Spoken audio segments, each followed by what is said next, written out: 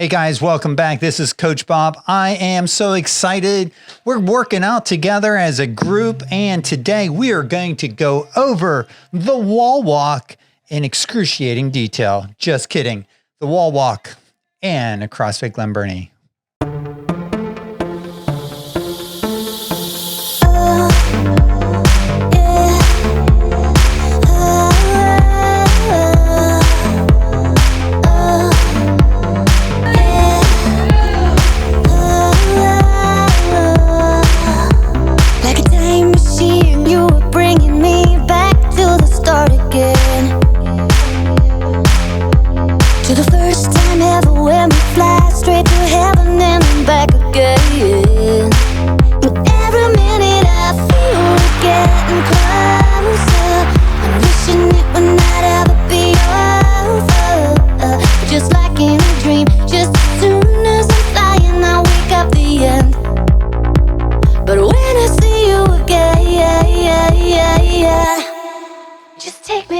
So today's workout is 5 rounds where we have 4 minutes to complete the list of tasks that we have. And the first thing is to row either 21 or 30 calories on the rower. And it should be something, since we only have 4 minutes, we want to pick a target like 21 calories is what I picked today, or 30. Something that we can finish in under 2 minutes because we need the remaining time to do the other 2 movements. The second movement is 21 kettlebell swings with maybe a 53-pound kettlebell or a 35-pound kettlebell or a 25-pound kettlebell. I definitely picked the middle of the road there with the 35-pound kettlebell. Once we're done with those 2, the rowing and the kettlebell swings, then we are, whatever time is left in that 4 minutes, we attempt to get as many wall walks as we can. Another variation of this workout today had handstand walks, and you would walk the as far as you could in that time remaining on your hands. That wasn't something that I was going to be doing today. I think I would have scored a big 0 on that and probably fell on my bottom. So I chose to do the wall walks with something that I know from past CrossFit workouts are definitely challenging. All right, once we finish our rowing, we head off to the kettlebells, and Coach Molly is doing a great job coaching and giving us some cues. I'm not really getting all the way overhead with the kettlebell. My arms are bent, and Coach Molly kind of calls out and just encourages me to get all the way up overhead. So definitely trying to get that kettlebell all the way over there. The kettlebell swing is something that, depending on how much you hinge at your hips, right? The more you hinge, the more it's going to put on your back and the more work you're going to do. I'm trying to stay mostly upright and focusing on a couple of things that we'll talk about a little bit. One is going to be keeping my heels on the ground, and the other thing is going to be that kind of like that vertical power position where it's a little bit of a hinge where I could still be explosive on that movement. We've got Jenna right next to me, and then we have Aaron, and then Robert over there in the blue.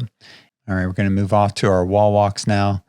And the idea here is you start in a prone position, you're laying down, and you're walking your feet up the wall as you're walking your hands back toward the wall, and you want to get as far as what makes sense for where you're at on that movement. So ideally, you want to get all the way back so that you're in a complete handstand.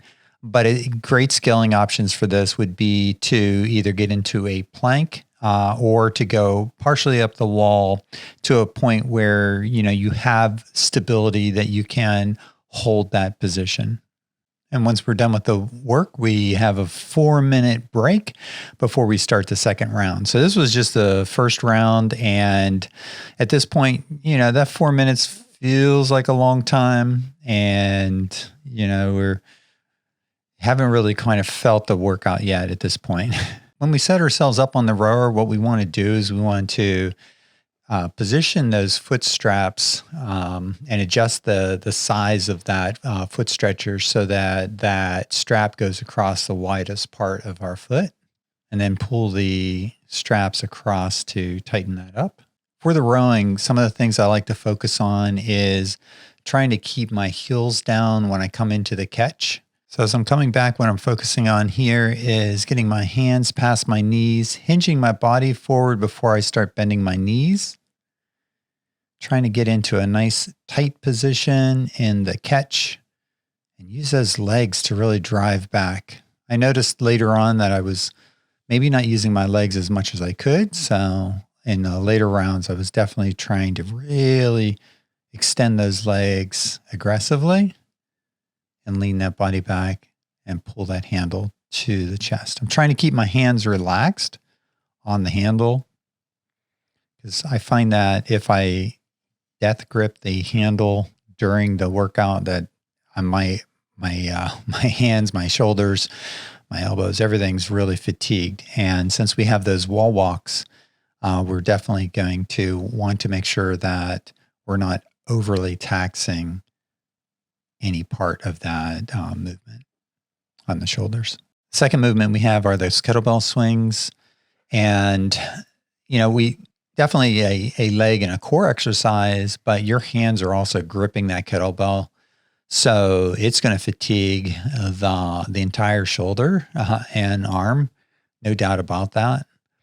And I'm trying to go fast here, and Coach Molly calls me out again because I'm not quite getting all the way up overhead. So now I'm really focusing on trying to get it up all the way overhead. All right, so we're talking about the wall walk.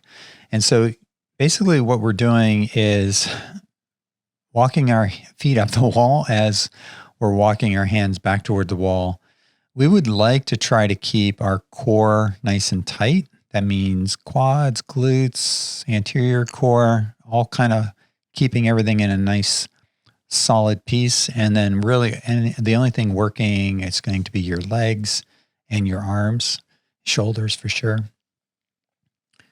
Trying to, these are incredibly taxing for sure. At least where I'm at right now, I'm like really feeling it.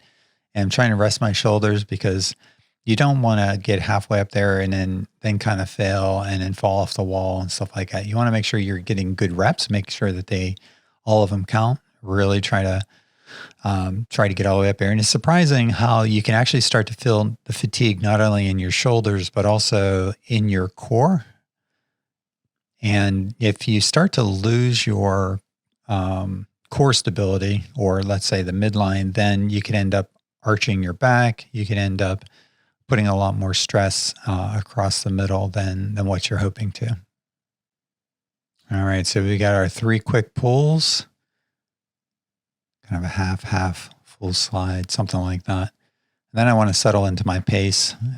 We just came off of our 4-minute rest, so we're probably on round 3 right here in the workout.